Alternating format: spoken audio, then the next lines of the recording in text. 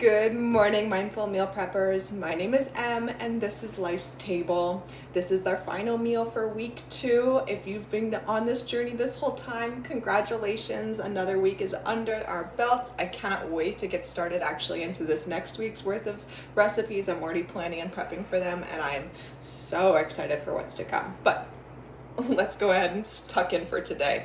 We've got quite a bit of leftover ingredients here, which combine perfectly actually into egg bites. These kind of grab and go breakfasts, if you're not familiar with them, are incredible. They are game changers. At least for me, because the only thing that I love as much as food and cooking is getting a good night's rest. So the more that I can sleep in the mornings, knowing that breakfast is already taken care of, I don't have to wake up and cook, the happier that I am. And that is a very important thing in this household. I will be using an oven for this.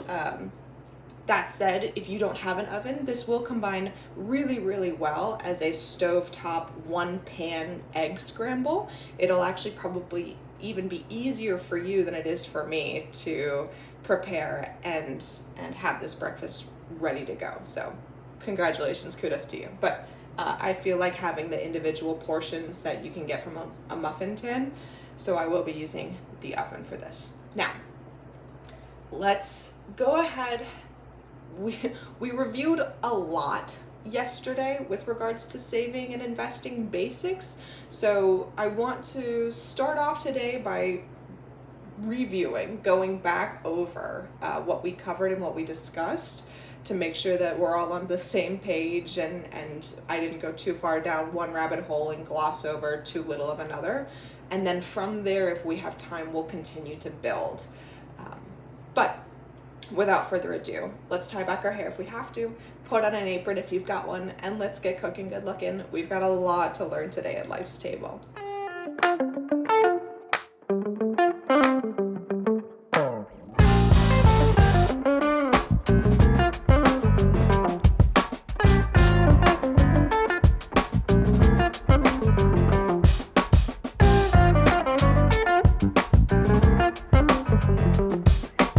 So, I'm gonna go ahead and start with my sausage. I forgot to remove it from the freezer, so I wanna do a quick thaw with it. We'll go ahead and grab a bowl out of our cupboard and get it filled with hot water so that it can start thawing in our sink as we then prep the rest of this meal. Give me 1 second. Odds are it is not going to fully defrost in this time, but at least it'll soften up and it'll be easier to break up in the pan, and that's gonna be good enough. I'm going to preheat my oven to 350 if you've got one, 350. If not, we're actually also gonna get started with a pan heating up on our stove top. I'm going to use this one because we've got a fair bit. Okay, we'll go ahead and get that set up on the stove top. We're gonna set our heat to medium low. Because we're dealing with vegetables, usually you don't want too high of heat because they'll start to burn faster than you can keep up with them. So we're looking for a lower heat today. Low, medium, low should be fine. Now, cutting board and knife. So we can start chopping. I want this knife today. Does anyone else have like a favorite knife? I have like my favorite knife in the world is this one, and I don't know why it's not any more or less effective than any of the other ones. And I think we do need to have a knife, like a knife video, if you will, of why we have so many different knives, the steak knives versus the paring knives versus the butcher's knife versus carving knives and so on and so forth. Different knives do actually have different uses, and at the end of the day, a sharp blade is going to cut through whatever you tell it to cut through, but there are reasons why our knife sets come with so many knives, and they do actually have purposes depending on which ones you choose. I'm going to go ahead and use this one. Again, it's just because I feel like it. I will start with let's get started with our pepper. We're gonna chop up all of these veggies into bite-sized little portions. So it doesn't really matter the sizes, but we do want them small enough that they would cook down nicely and relatively evenly. So we do want them all around the same size. There's a lot of extra skin on this one. I'll set that aside for my veggie scrap bag. Now, touching upon what we covered yesterday, there were a lot of takeaways. So we'll go through just one at a time and make sure that we're all tracking, we're all on the same page. The first one is, again, when it comes to investing, you need to begin by saving first. Save first, then invest. All right, specifically, what we're looking for is emergency savings. All right, 3 to 6 months worth of living expenses, life necessities. Again, I'm not talking about the Netflix subscription. I'm not talking about the birthday that's coming up that you want to celebrate with your friends. I'm not talking about anything like that. I'm talking about, what do you need to keep yourself alive for one more day, one more week, one more month. Moving on to our tomatoes. Same thing, chopping them into bite-sized little pieces. Things like rent, things like food, things like your car payment, gas, right? Things that are going to get you to the next paycheck, all right? 3 to 6 months worth of living expenses saved up so that when an emergency happens, because truly, when it comes to life, at least what I've found is, it's not if an emergency happens, it's when. When that emergency happens, you will be able to take that hit. And yeah, it's still a hit, and it's still gonna hurt, and it still sucks. But the panic won't necessarily be there of, where is this money going to come from? How can I afford to recover from this hit? Those things are squared away. All right. Generally, and this is kind of across the board, this isn't just unique to finance classes. This was many of the classes that I teach. If we think about life as you floating in a boat on an endless ocean, all right? You know, if you're in that situation, that something is going to happen. The rust, the salt in the air, the salt in the water is corrosive, and it's going to cause rust to the body of your boat. Barnacles and other little ocean critters are going to attach themselves to your boat and begin eating away at the hull. More damage, okay? Never mind the storms and the big waves that are out there that could capsize you, all right? It's inevitable. Emergencies are not if, it's when, and it's what. The more that you can acknowledge and accept that they're going to happen, the better that you can then prepare for these emergencies, okay? So, I've got an extra tomato here, and I love tomato. If you haven't noticed, I think I've used tomato in almost every meal that I've cooked with you all. I love tomato. So we're going to use this one as well. All right. When life emergencies happen, the last thing you want to have to do is pull money out of the market to deal with them. All right? Because again, every cent that is not in the market actively working for you then is just a cent that could potentially be better used, if that makes sense. All right. So that's the first thing, is begin first by investing in yourself through saving. 3 to 6 months worth of living expenses for emergencies. Okay? Set yourself up for success. Now, once you have that, and you have that budget to tell you what 3 to 6 months worth of living expenses are, wonderful. What we then do is look at that same budget and say, okay, if I want to be investing, how much can I afford to invest? We're going to use the rest of this celery here. I'm just going to try to like rip off the bottom. This. Cool. All right. How much can I afford to invest? All right.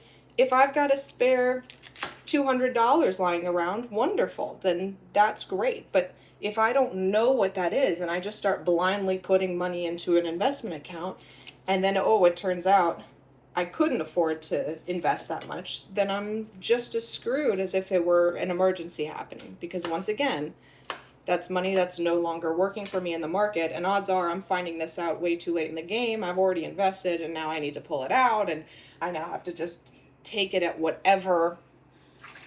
Testing to see if it's hot enough. Wonderful. It very much is. So we'll go ahead and go in with our olive oil, coat the bottom just a little bit. Surely, ooh, ooh.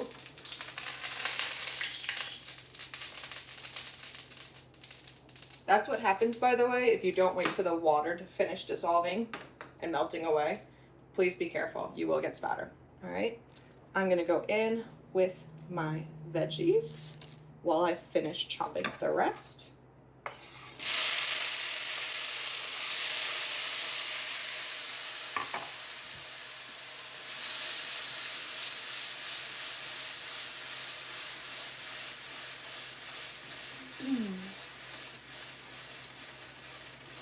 All right. Hear that sizzle. Man, oh man. I gotta turn this down even further. But it's already about as low as it can go. My stovetop can be really temperamental. Finish washing your celery. All right. And then we'll move on to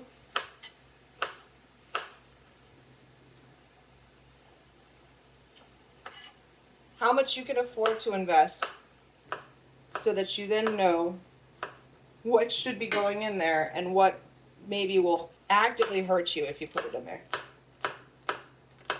Let me just cut up the rest of this like this. It's so much faster and more efficient if you stack your celery.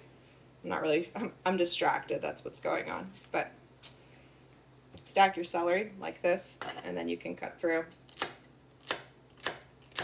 all three, or however many you have. So, that's the next one, is the budget. I'm going to cut this in half to make these bites even smaller. The third one, know your goals, because different accounts will be more beneficial at helping you to grow your money and reach those goals than others. Okay? We talked about money needing to have a task and a purpose. Different accounts have different tasks and purposes. They have different uses. So, make sure that you're using the right account to really help you maximize and reach those goals. We're going to give this a nice little sprinkle of salt over top. Oh, the oven's ready. That's exciting. Sprinkle, sprinkle, sprinkle. Ooh, that got a little heavy towards the end. That's okay. We're going to go in with our black pepper as well, just again a little sprinkle. I like black pepper, so I go a little heavier than you perhaps like. And then because I want a little heat to it, I don't know why the sprinkle tops for these crushed red peppers are never big enough. Like I don't even know why I try. And then last but not least, we'll go in with our 2 cloves of garlic, and I think that just about finishes the garlic that we had. My garlic bulb is complete, is done. So it's time to buy more garlic. Exciting. We're already going through and finishing off our ingredients. Woohoo! So Oh, and by the way, if you don't love the idea of starting your morning off with garlic breath, obviously don't add the garlic then. But we're going to give this a nice little chop. So we've talked about budgeting, we've talked about saving, we've talked about the goals and the different accounts that we have, okay? So then next, what I want us to finish off on is the different types of investment accounts based off of the timeline, based off of the goals, based off of everything else. So,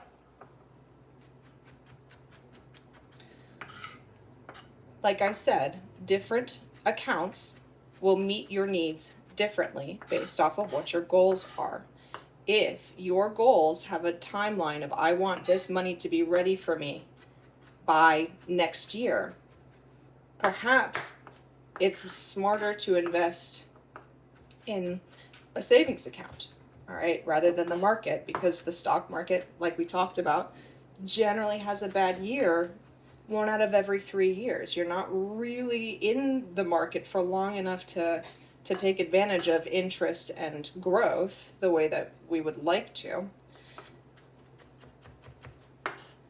And there's no guarantee that you're actually going to make a profit, just depending on what's going on in the world and what's going on with the market accordingly.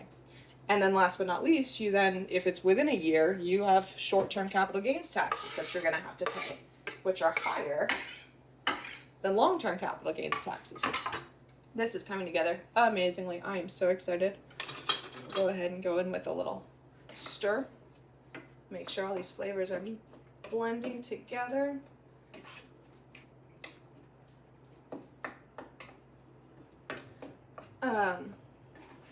So perhaps it's not even worth investing in the market at all. And another account, like a high yield savings account or a money market account, might be a better way for you to go, because yes, it's slower growth, but it is more secure. And if you're saying you need this money in a year, then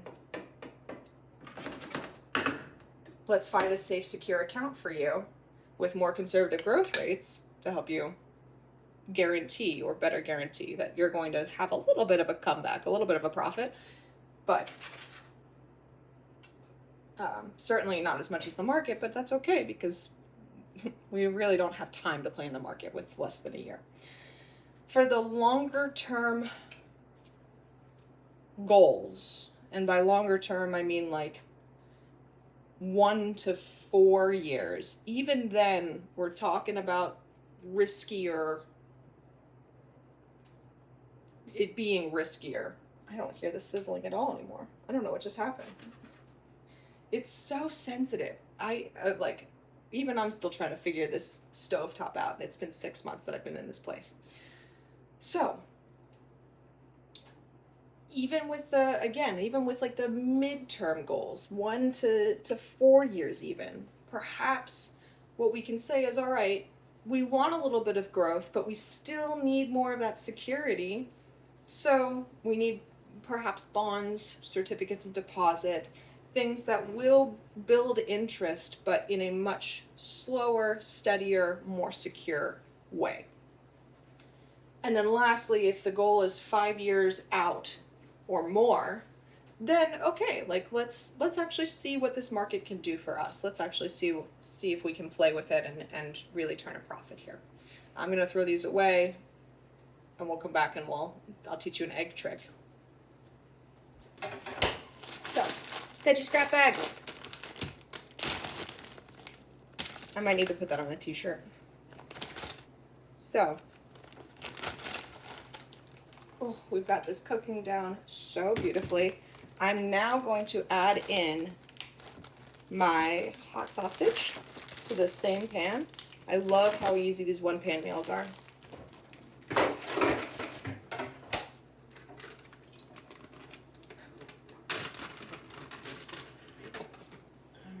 Sausage goes in. It's actually mostly defrosted at this point, which is very exciting. There's still a solid frozen chunk like right in the center of it, but for the most part this feels almost exactly like it did when we were at the grocery store buying it fresh. Let's throw this away and wash our hands. Hands are washed. And we go in and we break up this sausage so that it can meld in with these beautiful flavors. If you had an onion left over, you are welcome to break it up and add onion to this as well.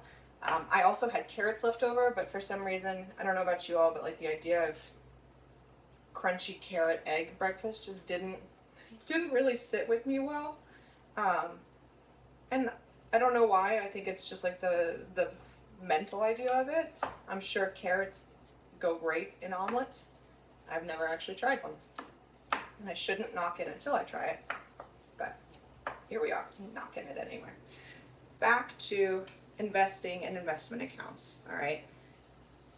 You have those three options. You can choose growth, you can choose security and stability, or you can choose accessibility. But you can only pick two. There is no such thing as a highly accessible, very safe, secure account that also brings in high growth. Growth comes with risk. So automatically, safe and secure and accessible accounts are not going to have growth. All right, same thing too. If you want growth, odds are you're either going to sacrifice security for accessibility, the way that we do with the market, the stock market, or you choose growth and stability, growth and security, but you sacrifice accessibility like you do with bonds and CDs, okay? You can only pick two, all right? That, I believe, brings us up to speed with what we covered yesterday.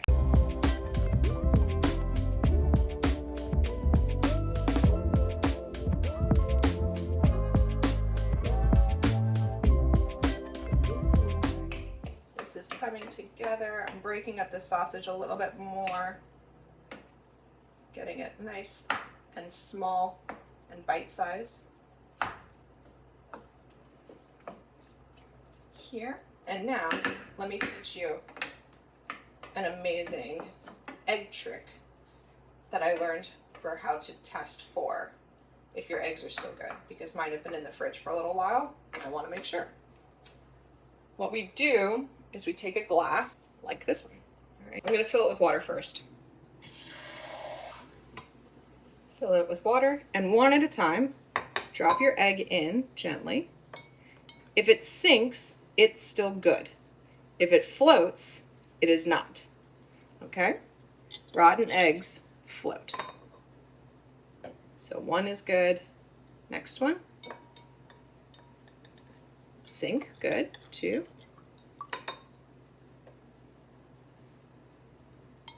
3. All right. I'm hoping that means we've got 4 really good eggs here. 4. Perfect. Okay. We're not getting rotten eggs today, y'all. Woohoo! So, now that we know that our eggs are good, very important step. We can go ahead and start breaking them up and adding them to a mixing bowl. Breaking up the sausage a little bit more so that as it further heats up, it further defrosts. Gosh, this looks so tasty. So excited already. This is incredible. All right. Take out a mixing bowl. If you don't have a mixing bowl, any old bowl will do. We're done with our cutting board. It comes together so quickly, all right? So, what I now want to talk about with you all for investing is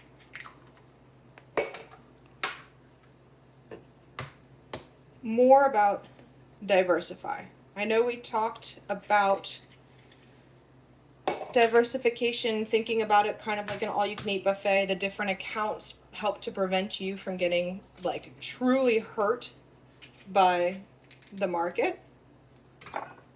If I have all of my eggs in one basket and that basket drops, I end up with a lot of broken eggs. Okay? Wash hands. Alright? Diversify, diversify, diversify. Alright. I'm going to go in with a whisk. If you don't have a whisk, a fork will do. Your eggs will still get broken. Pinky promise. Alright. Part 2 of like rules of the road with regards to diversification is how you approach doing it. Right? You could go through and do your research and say, okay, I truly do just want to buy a little bit of company A and a little bit of company B and a little bit of company C. But if you've looked at how many different companies are out there playing ball with the market right now, it can get really overwhelming very, very quickly. It can feel like there's, like, I don't even know where to begin. There's so much in terms of like just availability and options for me for all these companies that are out there. Where do I start? Okay. I talked yesterday about things like the S&P 500, which is what we call an index fund. It is in this case the 500 largest US-based companies out there. Okay. Instead of investing in a little bit of company A, B, and C, what you could do is invest in things like index funds or mutual funds, is what we call them. The way that this works, add a little bit of milk to your eggs to fluff them up. We're going to do that. We'll see. Here we go. 1, 2, 3. There's like not even enough milk for me to even finish it. I'm going to go with that being like 2 to 3 tablespoons worth of milk. We finished our milk too. Woohoo! I need to buy more. Exciting. What milk does is make the eggs even fluffier, and then of course it adds a little bit of calcium. In the same way that I added salt and pepper and crushed red pepper to this, we can go ahead and add a little bit of black pepper and a little bit of salt, but because it's already in there, I don't know that I need too much more. I don't think I'm going to add crushed red pepper to my eggs, but yeah, just like a tiny little sprinkling of salt, just to give these eggs a little flavor. All right, what mutual funds are, going back to that, what mutual funds are is you going essentially to a person and saying, hi, I don't want to have to think about buying individual stocks. Muffin tin. And we use our olive oil to gently, delicately coat the sides. I'm going to go with 6. I don't think I'm even going to get 6 out of this, but we'll try 6. I'll do the middle. 1, 2, 3, and that should be plenty to then cover 4, 5, and 6. You can use a paper towel for this. You can, if you want to, you can use your hands for this, but I'm going to be using my brush. So, you're going to a person and saying, you know what, I don't want to think about this from an individual point of view. I want to buy a little bit of everything. So if it's the S&P 500, for example, I want to buy a little bit of the 500 largest companies in the US. And so what you do then is if you invest $500, essentially $1 would go to each of these 500 companies. Okay? They have mutual funds out there for just about any combination of stocks that you're looking for. And again, that kind of helps to guarantee that there's diversity, and if you are new to the investing game, it helps you to rest easier knowing that you are evenly invested. You don't need to necessarily worry about if one of these stocks has a bad day, am I ruined? Because you're very spread out. You're very diverse. There's more than just the S&P 500. That's just the one that comes to mind. It's one of the most easily accessible ones for my memory. Okay? And now, let's talk about the benefits of dollar cost averaging and just being there. Okay? There is so much about investing and about the market that you cannot control, right? I can't control that someone somewhere sends a tweet and it tanks or doubles the profits of some companies. I can't predict, I can't control the fact that like some countries are at war right now and it's impacting international markets and international currency, or like tariffs on our international markets and international currencies. Okay? I can't control whether the market's going to go up or down. I can't control any of it, right?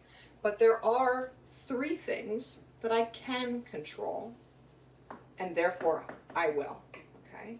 The first thing that I can control is the accounts that I'm investing my money into, all right? I control whether I've got bonds, stocks, certificates of deposit, mutual funds, ETFs, crypto. I decide what I am investing my money into and the accounts that I'm investing them into. Okay? That's the first thing I can control. The second thing I can control is when I invest. All right? Maybe I am one of those people who I put in $200 when I can. This is looking just about cooked and done. I'm so excited. Let's see if we can show this to you. Yay! So, I'm going to turn this off. I'm going to scoop this evenly into each of these 6 tins till they are basically full. Block my face, that would be great. I might only get 4 out of this because I'd really only budgeted for 4, but we'll see. It would be cool if I could get 6. All right, I can control what I'm investing in. I can control the timing of the investments, so how frequently I'm putting money into the accounts, which there's a lot to be said about. No matter what, just do it. And we'll talk about that in just a second. The third thing that I can control is how much I pay to play, all right? No matter what, if you decide to go to a company like Vanguard, like Schwab, like Fidelity, like Robinhood, like whoever you choose to go to, whoever you choose to go through, each one of them is going to have different fees that they charge for you to wheel and deal, for you to play. And that makes sense, right? They need to keep themselves in business. They have people every day whose sole job it is to watch the markets and see what's going on. And now is a great time to buy, or now is a great time to sell. Oh, sorry, completely sidetracked. All right, if you have cheese left over, you can go ahead and add cheese to this. I think I might, because I do have cheese left over, and I feel like the only thing that would be worse than me like going over my $20 budget would be if I wasted food on a food challenge, a food security challenge. I'm really not trying to waste food here, so I'm gonna go and use some cheese that I have to add a little cheesy goodness to my eggs. It is optional beyond optional, but if you've got some cheese, maybe sprinkle some on top. It's good. Okay.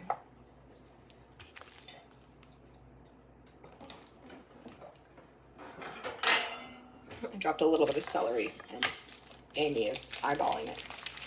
Warning. Whoop, okay. There we go. So, oh, and there's my other one. There's the beep.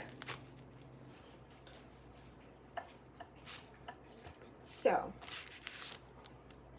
I control very little, but I do control how much I pay to play. And these companies have to tell you what they're going to charge you for those things. It's not like they try to hide it or anything.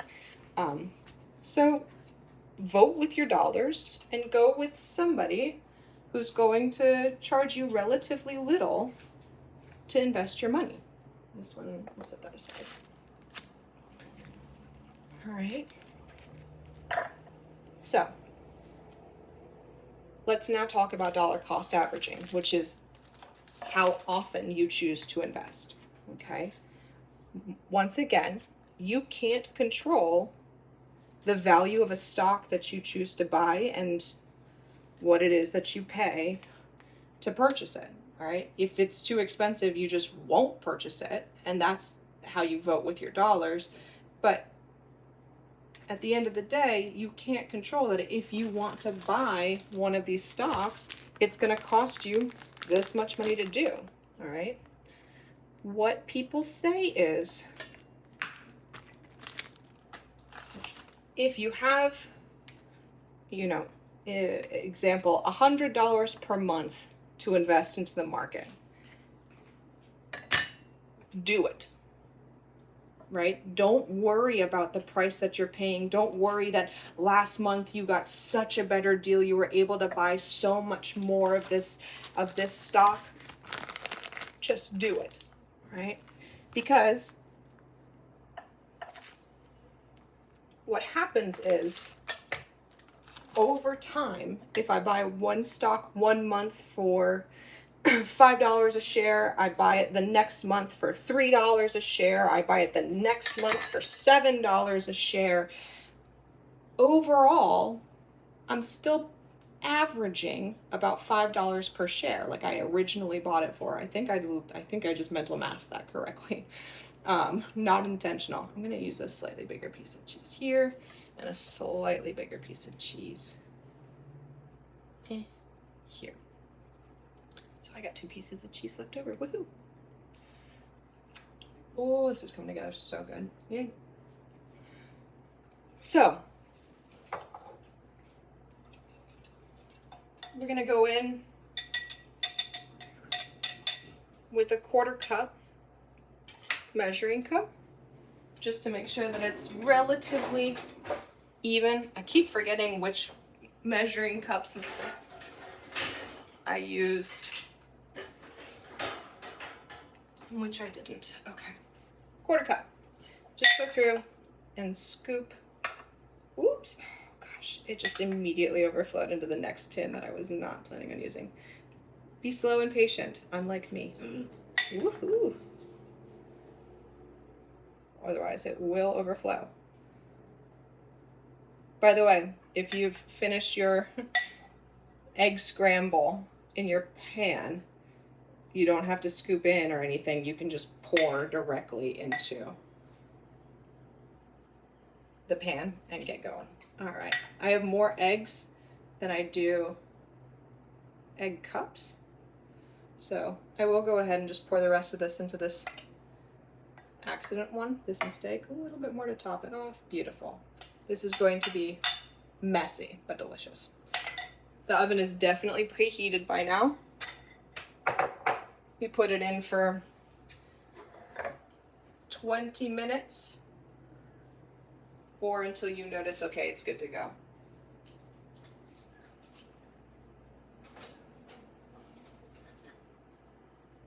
Oh, good. Spill all over your oven while you're at it, like I just did. Let me go in with a sponge and get that really quick. There we go. We'll start with 10 minutes and see if that's plenty of time. But with dollar cost averaging, what that means is you just buy. Like, don't sweat what each of it costs along the way, because it will average out. And here's the additional benefit to that. Let me put this piece away.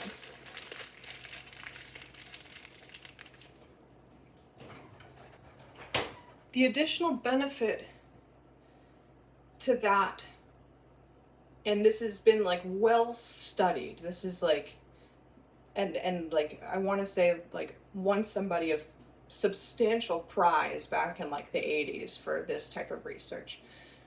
But essentially, researchers went to what they called smart money investors. And I'm not talking even about like your everyday person who's just savvy with it. I'm talking about organizations like insurance companies who have been around for decades. And even during the Great Depression, when banks were going out of business, insurance companies really weren't. Like, whatever they were doing, they had a secret formula, and it just worked. So researchers went to these insurance companies, and they were like, what's going on? These smart money investors, what are you doing? What is your secret that puts you ahead of your everyday investor? And they found a few things, right? About 2%, plus or minus, was completely unexplainable, right? Like, we throw darts at the wall, we see what sticks, we're out in the back, like, sacrificing animals under a full moon. Like, 2% was just totally unknown. We had no idea what was going on. They just had it, okay? Another, like, 3 to 4% added up to being, I guess it's called like superior stock selection. So essentially, you found Bill Gates in the garage creating Microsoft, and you were like, yes, I want in on that. Superior stock selection, all right? Finding Apple before it's Apple. Finding Tesla before it's Tesla, finding Microsoft before it's Microsoft, right? Superior stock selection is just finding those teeny tiny companies that are going to explode one day. Like 3 to 4% found those companies, okay, and invested in them at the right time. Another 3 to 4% of their success came from timing, predicting the next boom, predicting the next recession. That 1 out of every 3 years is the bad year. For some crazy how, like 4% of success came from accurately predicting when was going to be a bad year and bailing, or when was going to be a good year and investing more. So we're at like right around 10%, okay, was what we think of when we think of success in the market. The other 90% came from just being there, from riding the waves, highs, lows, it did not matter. Consistent investing, regardless of what was going on, just being there, led to 90%, plus or minus, of their success, okay?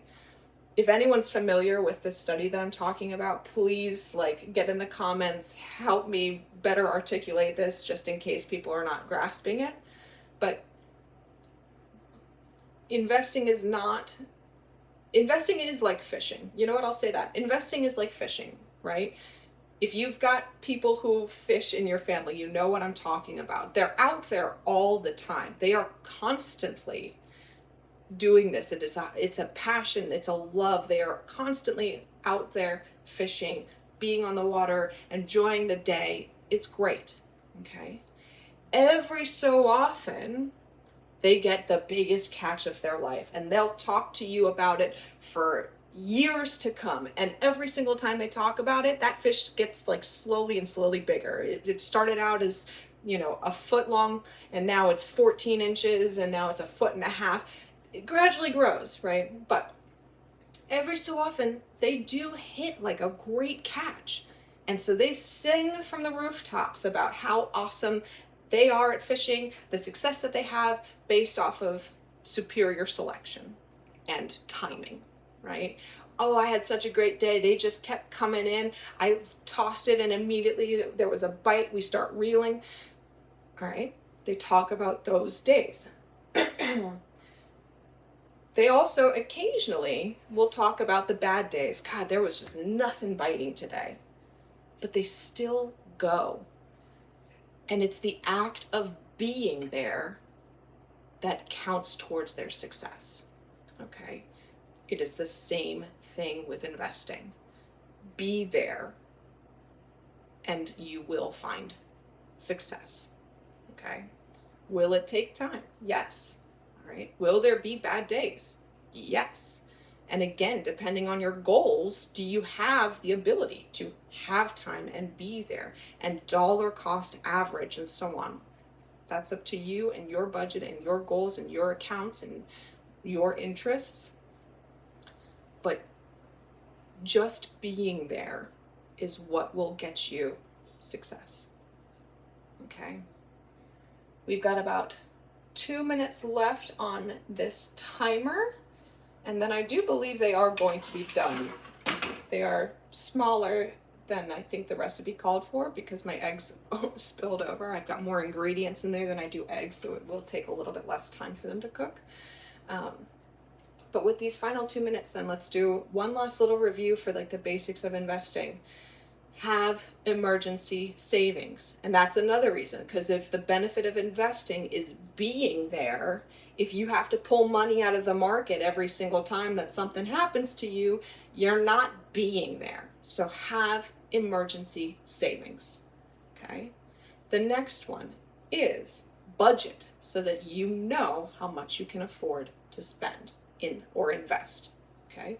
Know your goals, number 3, so that you can choose the correct accounts to be investing in based off of how much time and how much risk you can afford to take.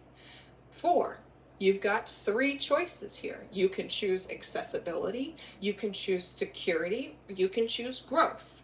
Pick 2. That perfect account that has all 3, at least to my knowledge, does not exist. Maybe the savings deposit program from the military. That might be the closest one, but there are a whole lot of strings attached to that. So we can do military finances here in a little bit if you would like, but I would imagine most of you are not in the military. Who knows? Shout out to my military peeps though. So pick 2 of the 3. You're not going to get all 3. All right. The next one.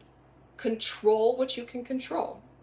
Control the accounts that you invest in, control when you're investing and the amount of money that you're putting in each time, and control how much you pay to play. Do research on what each of these investment companies charges in terms of fees for you to play and wheel and deal. And then last, diversify and be there. Dollar cost average, diversify. Okay? We've got about 15 seconds left. I hope that was basics of saving and investing, the different savings accounts that are out there, the different investment accounts that are out there, the different percentage rates that you can expect, and risk that you can expect to take on for each of these. I'm definitely not done with talking about saving and investing, but at least for this week with the basics down, we'll move on next week, I think, to credit and debt management. Let's check on these eggs. We're looking pretty good here. This cheese is melting up. I'm going to leave this on for maybe like 1 or 2 more minutes, but we're just about done. So thank you for taking care of you today. I really hope that you enjoy these leftover egg bites or this leftover egg scramble that you've just made for yourself. And I can't wait to talk to you next week about credit and debt management. My name is Em. This has been Life's Table. Bon appetit.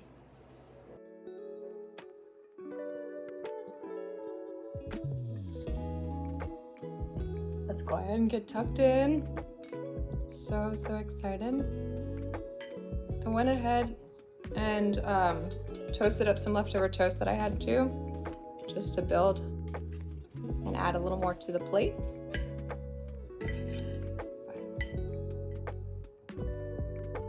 Bon appetit.